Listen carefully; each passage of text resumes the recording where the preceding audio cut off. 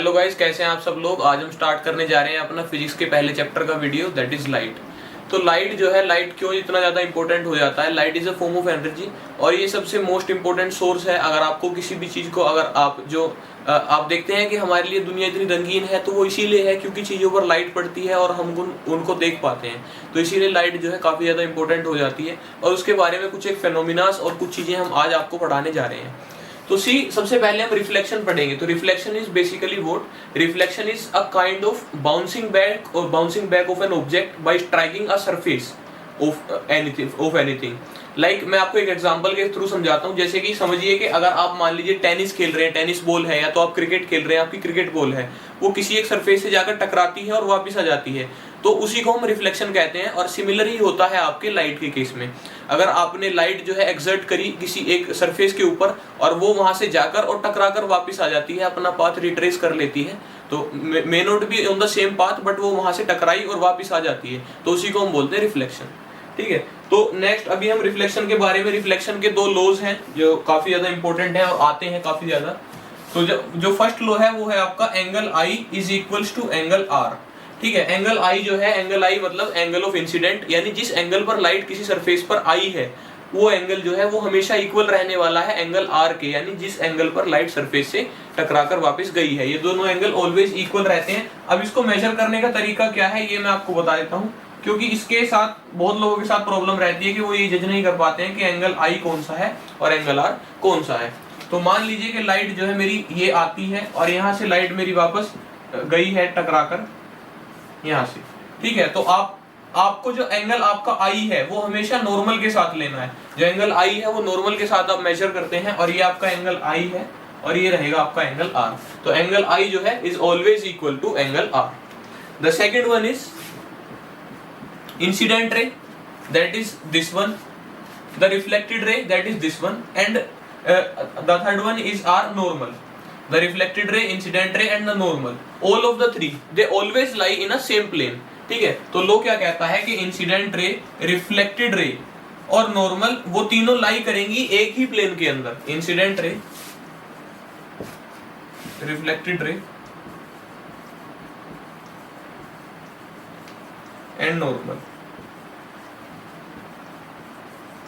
All lie in the same plane. ये है आपके रिफ्लेक्शन के टू लॉज। और इसके बाद हम पढ़ेंगे स्फेरिकल मिरर्स के बारे में थोड़ा।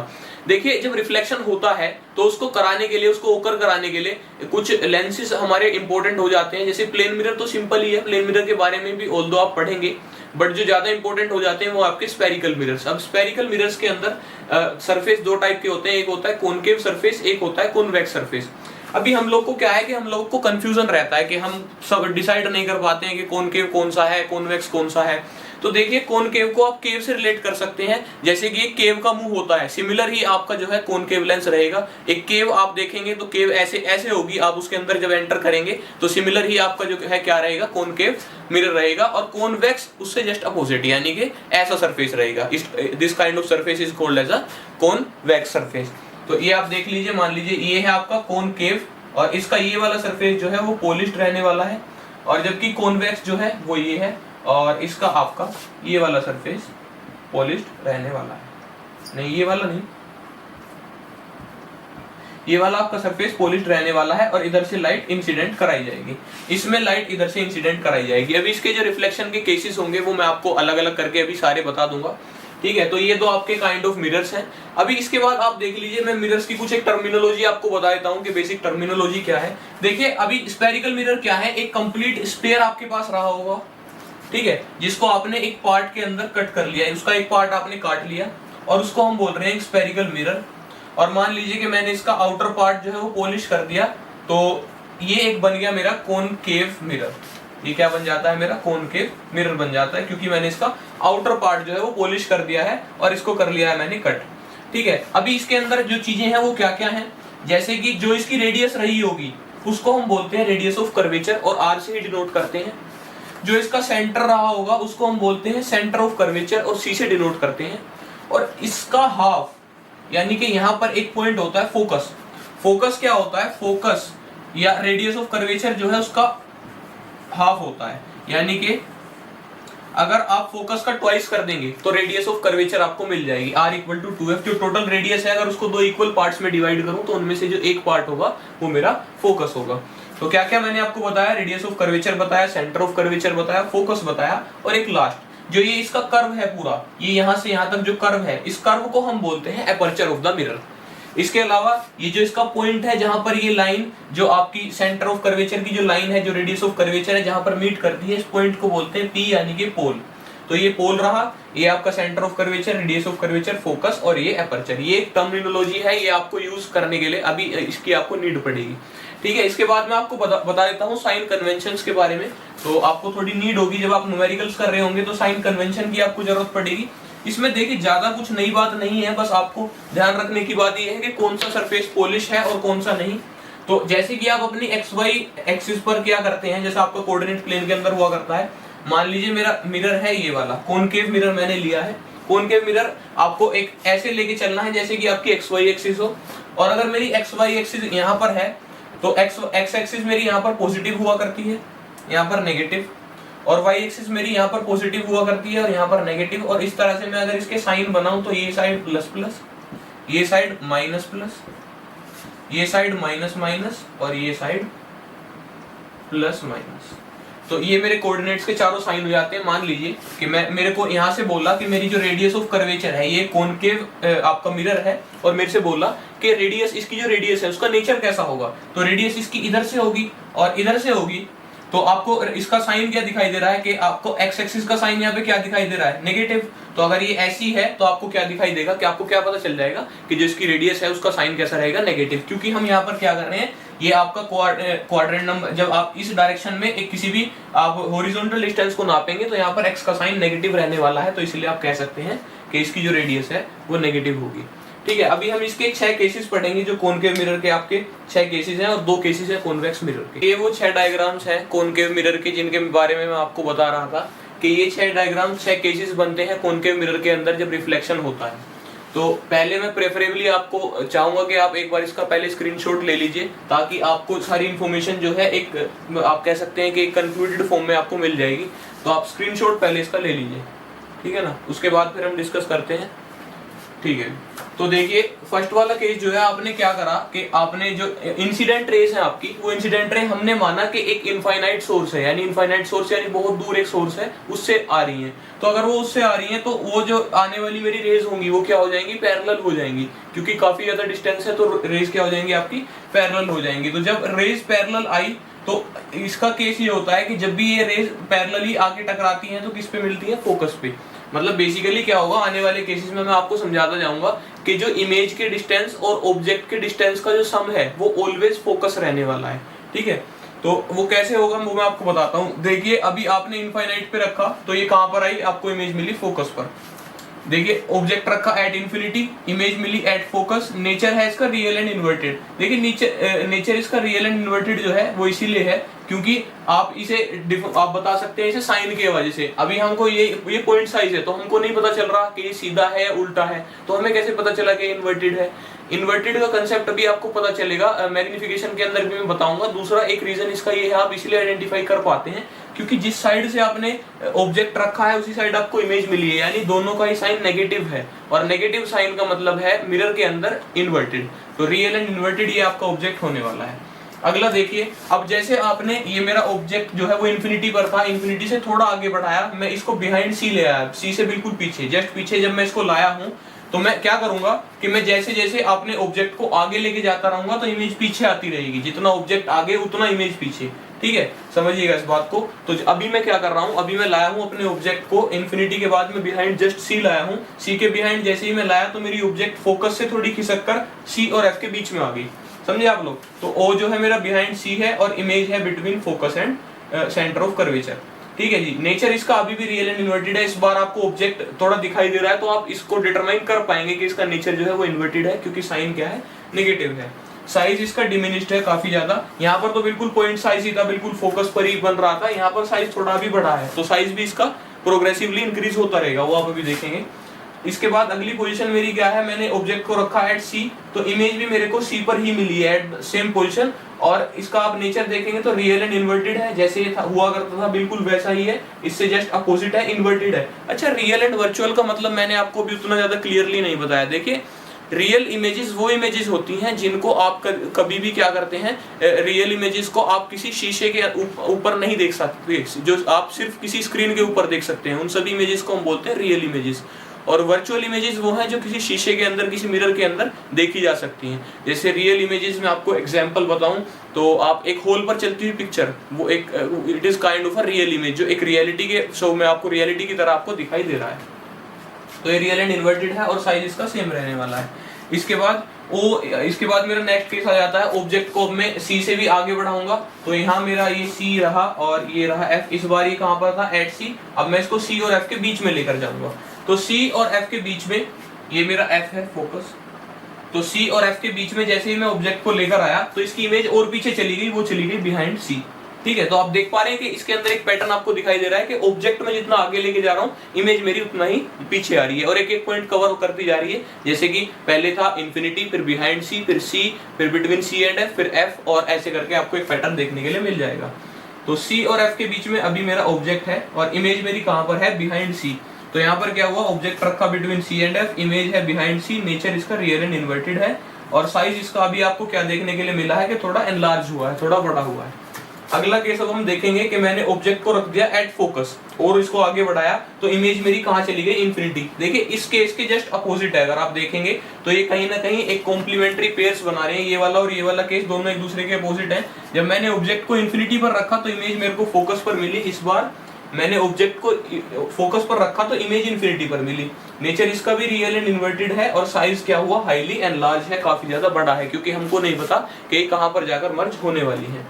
देखिए, एक लास्ट केस इसका बनता है, ये है बिटवीन पोल एंड फोकस। जब आप इसको क्या करते हैं, अपने ऑब्जेक्ट को ले आते हैं फोकस और पोल के बीच में। मान लीजिए फोकस आपका ये यहाँ पर है, फोकस आपका ये यहाँ पर है, और ये जो आपने ऑब्जेक्ट रखा है वो फोकस और पोल के बीच में रखा है।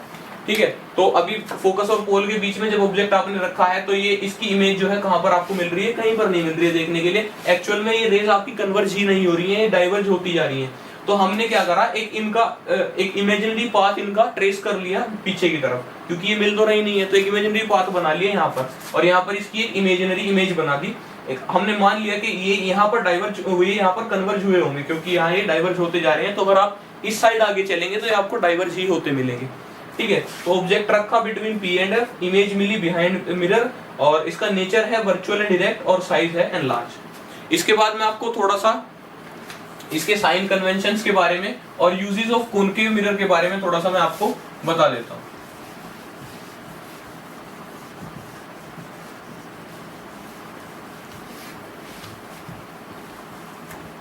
ठीक है, कॉनकेव मिरर मैंने आपको याद करने का तरीका बताया था, आई होप आप सभी को याद होगा। कॉनकेव मिरर को याद रखने का तरीका क्या है कि वो दिखाई कैसा देगा, कैसा आपको देखने में लगेगा। जैसे कि एक केव होती है, केव आप देखेंगे तो आपको ऐसी दिखाई देगी, और सेम यही जो आपका वो है शेप है, यही कॉनकेव मिरर का शेप होता है। ठीक है, अभी हम बात कर रहे हैं कॉनकेव मिरर के साइन कन्वेंशंस के बारे में। कॉनकेव मिरर के साइन कन्वेंशंस और यूजेस पढ़ेंगे।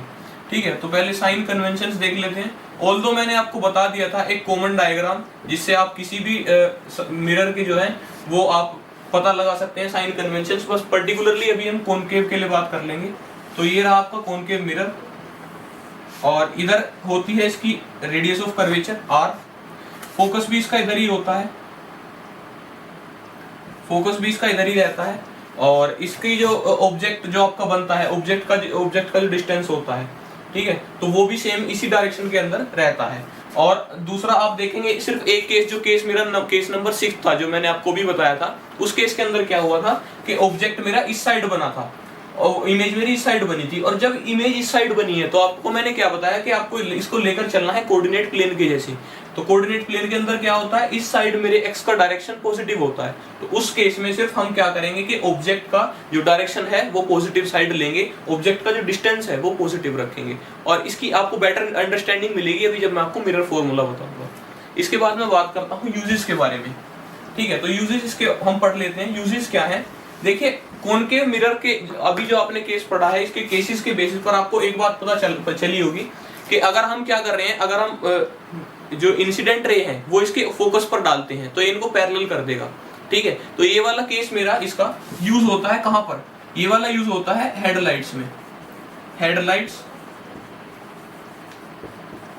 ऑफ कार्स या तो फिर व्हीकल्स, किसी भी कार की ये हेडलाइट व्हीकल की जो आपकी हेडलाइट्स होंगी उनके अंदर आपका ये वाला केस यूज होगा। कौन से वाला, कि मैंने इमेज जो आपकी इंसिडेंट रे है वो डाली फोकस पर और वो पैरेलल होकर मिल गई, क्योंकि आपको जो रेज की बीम चाहिए, लाइट की जो बीम चाहिए वो पैरेलल चाहिए, तो वहां पर ये काम करेगा।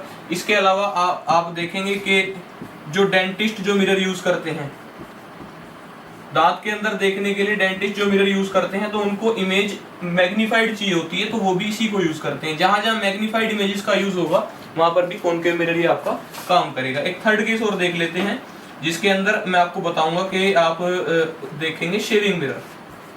शेविंग मिरर के अंदर भी यही केस है कि आपको चाहिए होता है कि आपको थोड़ा मैग्नीफाइड दिखाई दे, तो आप कौन सा मिरर ले लेंगे, कॉनकेव मिरर ले लेंगे। ठीक है, ये कॉनकेव मिरर इतना ही है। इसके बाद हम चलते हैं अपने कॉन्वेक्स मिरर के पास बस। और कॉन्वेक्स मिरर के अंदर क्या है, उसके सिर्फ दो ही केसेस हैं, वो मैं आपको अभी बता देता हूँ कि क्या है उन दो केसेस के अंदर। ओके, सो ये दो केसेस हैं कॉन्वेक्स मिरर के जिनके बारे में मैं आपसे बात कर रहा था। तो कॉन्वेक्स मिरर के बारे में मैंने पहले तो आपको क्या बताया था कि इसका सरफेस जो है वो ऐसे होगा, क्योंकि कॉनकेव का मैंने आपको बताया था केव के जैसे, और ये उससे अपोजिट है तो ये कुछ ऐसे होगा। और इसका ये वाला जो सरफेस है, ये अंदर वाला सरफेस, ये पॉलिश्ड होगा। और पॉलिश सरफेस के अंदर अभी ऑब्जेक्ट हमने कहां पर रखा है, इन्फिनिटी पर, और इन्फिनिटी पर रखे हुए ऑब्जेक्ट से आने वाली रेज पैरेलल होती है, ये मैंने आपको बताया था। तो पैरेलल रेज को कोई भी लेंस जो है कहां कर देगा, उनको फोकस कर देगा, उनको मतलब कि कन्वर्ज कर देगा अपने फोकस पर। तो इसकी जो इमेज बनेगी वो फोकस पर बनेगी। देखिए नेचर जो है इसका वर्चुअल एंड इरेक्ट है, और साइज जो है काफी ज्यादा डिमिनिश्ड है। आप देख पा रहे हैं पॉइंट साइज है, ऑलमोस्ट पॉइंट साइज आपका ऑब्जेक्ट है, तो डिमिनिश्ड है इसका साइज जो है काफी। अगला आप देखते हैं केस, आपने क्या रखा, ऑब्जेक्ट को रखा इन्फिनिटी और पोल के बीच में, मतलब इन्फिनिटी नहीं है, कोई एक फाइनाइट डिस्टेंस आपने रखा है, एक फाइनाइट डिस्टेंस है जो कि certain it is at a certain distance from the pole. ठीक है, तो इमेज आपको कहां पर मिली है, पोल और फोकस के बीच में मिली है, ये आपकी इमेज। और ये कहां पर मिलेगी आपको, पोल और फोकस के। मान लीजिए कि ये आपका जो है फोकस पॉइंट है, तो पोल और फोकस के बीच में आपको देखने के लिए मिलेगी जो है इमेज आपकी। देखिए यहाँ पर कहीं जो है, एक मिनट मैं आपको थोड़ा सा और क्लियर कर देते हैं इसको।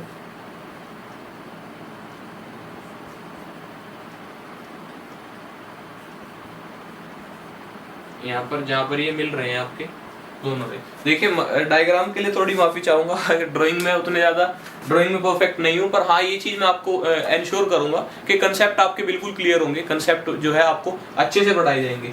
तो अभी क्या है कि जो आने वाली रेज है, जब आपने ऑब्जेक्ट को रखा, आपने इन्फिनिटी और पोल के बीच में एक फाइनाइट डिस्टेंस पर रखा, तभी क्या हुआ कि रेज जो है हमारी यहाँ से टकरा कर वापस चली गई, लेकिन हमने उनको क्या कर लिया, एक्सटेंड कर लिया इमेजिनरीली, और वो यहाँ पर आकर जहाँ पर मिलती हैं वो, तो वो कहाँ पर मिलती है, फोकस और पोल के बीच में।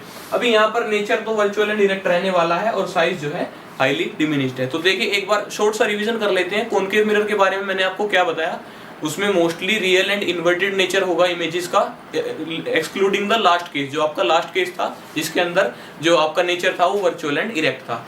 अब कॉन्वेक्स मिरर के अंदर क्या है कि सारे ही वर्चुअल एंड इरेक्ट होंगे, दो ही केसेस हैं, दोनों वर्चुअल एंड इरेक्ट हैं। अब बात कर लेते हैं मिरर फॉर्मूला और उसके न्यूमेरिकल के बारे में।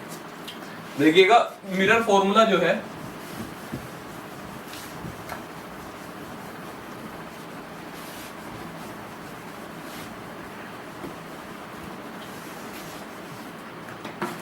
आपका जो मिरर फॉर्मूला है that is 1/v plus 1/u is equals to 1/f। ठीक है, where u is equals to distance of object,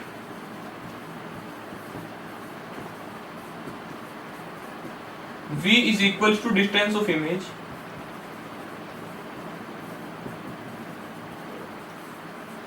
और आपका f जो है वो आपकी लेंस की फोकल लेंथ है, मिरर की। तो फोकल लेंथ ऑफ मिरर, अभी जब तक आप मिरर्स के लिए बात कर रहे हैं तो मिरर्स की फोकल लेंथ है आपका f जो है। ठीक है, अभी देखिए अगर मैं आपको इसके बारे में बात करूं, मान लीजिए मैंने ये बना दिया यहाँ पर एक कॉनकेव लेंस, और ये बना दिया एक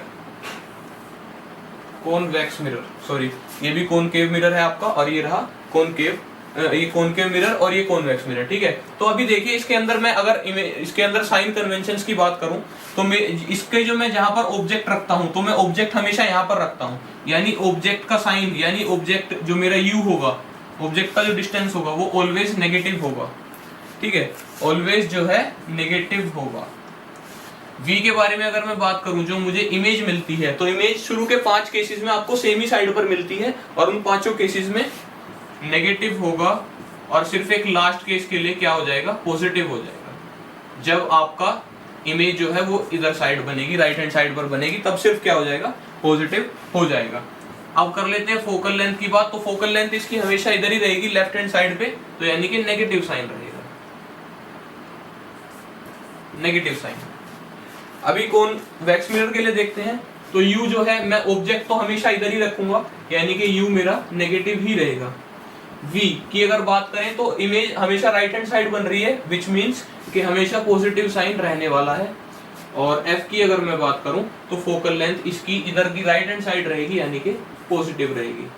तो चलिए अब इस पर कुछ न्यूमेरिकल्स देख लेते हैं। इसके अलावा जो आपको न्यूमेरिकल में हेल्प करेगा एक मैग्निफिकेशन का फॉर्मूला। तो मैग्निफिकेशन क्या है, मैग्निफिकेशन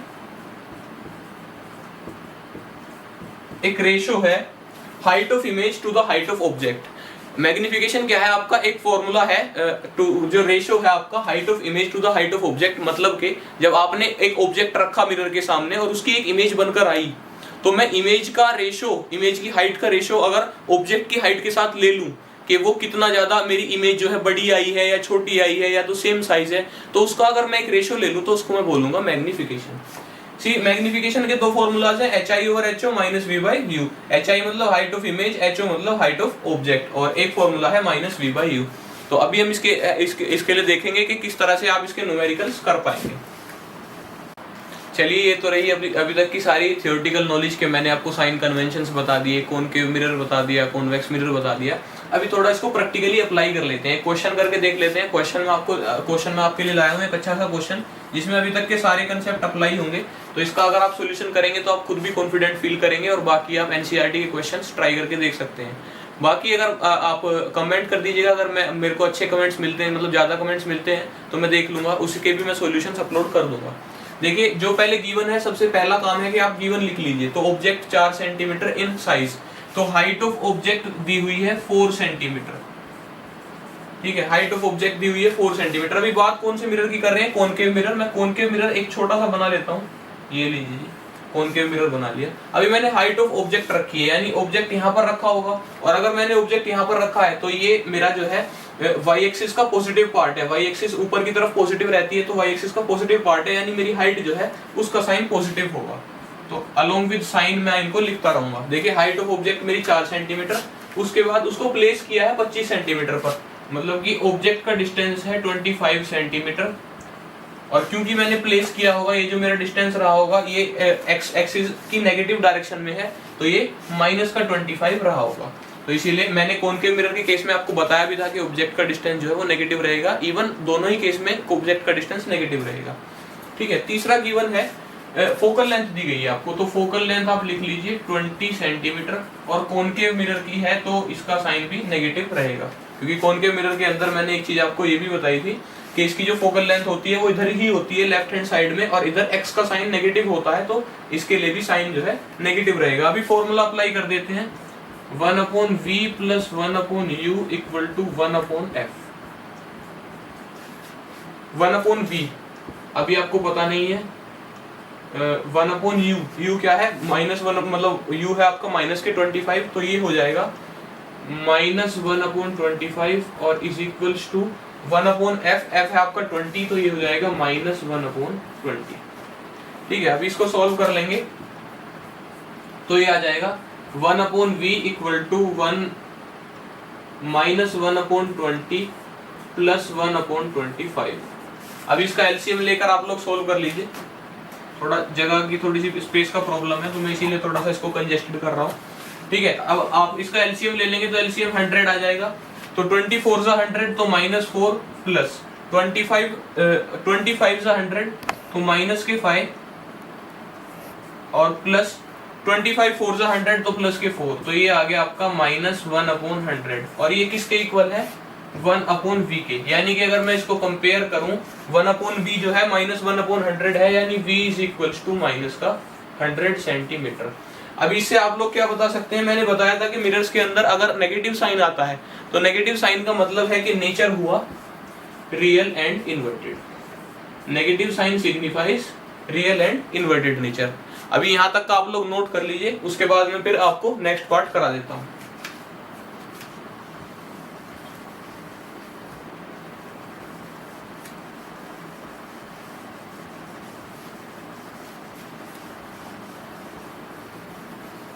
तो आपने अभी देखा v आया था मेरा, v आया था माइनस के 100, ठीक है। अभी मैग्निफिकेशन का फॉर्मूला, एक फॉर्मूला मैंने आपको बताया था मैग्निफिकेशन का -v/u, क्योंकि इन्होंने क्या क्या बोला हुआ है, ऑब्जेक्ट का डिस्टेंस यानी v ये हम निकाल चुके हैं, नेचर ये हम निकाल चुके हैं। अभी मैग्निफिकेशन बचता है और साइज बचता है, साइज ऑफ इमेज, ठीक है। तो अभी आपने क्या करना है, मैग्निफिकेशन का फॉर्मूला लगाना है। तो माइनस के v, तो माइनस के और v है ऑलरेडी माइनस का 100 अपॉन में u कितना दिया हुआ है आपको, u दे रखा है 25, ठीक है। u दे रखा है 25 और इसका भी साइन नेगेटिव है, तो माइनस माइनस कैंसिल आउट, ये हो जाता है आपका माइनस का 4। मैग्निफिकेशन की वैल्यू आई थी माइनस का 4। अभी आपने एक चीज और बच जाती है जी हमारी, अभी आपने निकालना है साइज ऑफ इमेज। इसके लिए मैंने एक और फॉर्मूला बताया था मैग्निफिकेशन का, HI/HO, तो उसी का हम यूज करेंगे। मैग्निफिकेशन इक्वल टू HI/HO, और यहाँ पर मैग्निफिकेशन की वैल्यू मैं ऑलरेडी जानता हूँ कि -4 मिली है, तो HI निकालने के लिए HO, हाइट ऑफ ऑब्जेक्ट, ये आपको दे रखा था 4 सेंटीमीटर, और ये प्लस का भी है क्योंकि एक्स एक्सिस के ऊपर था, तो प्लस y का साइन ऊपर प्लस रहता है, तो इसको मैं यहाँ रख लेता हूँ और इसकी मल्टीप्लाई यहाँ कर देंगे जी, तो ये हो जाएगा हाइट ऑफ इमेज आपका आ जाएगा -16 सेंटीमीटर, ठीक है। ये माइनस जो है आपका सिग्निफाई करता है अभी भी रियल एंड इन्वर्टेड नेचर। तो ये रहा आपका चैप्टर जो है रिफ्लेक्शन का पार्ट रहा लाइट का। अभी जल्दी हम रिफ्रैक्शन शुरू करने वाले हैं और उसमें भी आपको ऐसे ही अच्छे से कंसेप्ट क्लियर होंगे। Thank you.